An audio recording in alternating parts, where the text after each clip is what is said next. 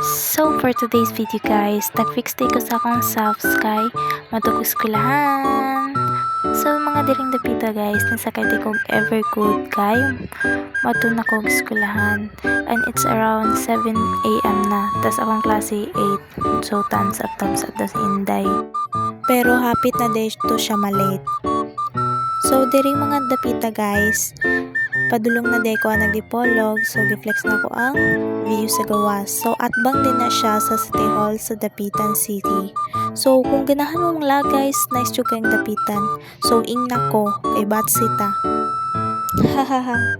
So diring mga dapita guys, nabot ng takong dipolog. Pero gatchat ang mo instructor na may klase. So nauwat na po ko. Isa raman po siya ka subject. Ibalik na po ko sa kayo very good.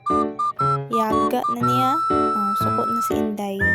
Pero ang kalagday ato, perting lipaya kay way klase. Pamaulan pa na, gikan sa rewili. So diring mga dapita guys, nanaday ko sa dapitan. So ay hakon uli, nihapit pa ko og street foods. Kay pamauwit ni sa way klase. So ana, kanira di akong ipalit. Timpura rag kwek-kwek kay mura may pasok sa akong budget guys. So naday ko sa plaza.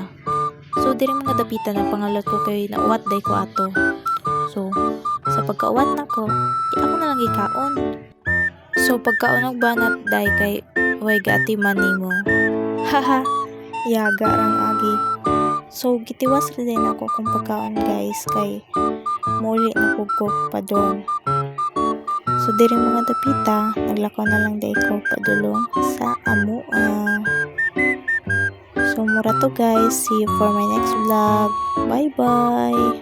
Ayun na lantawan ng naong. Bye!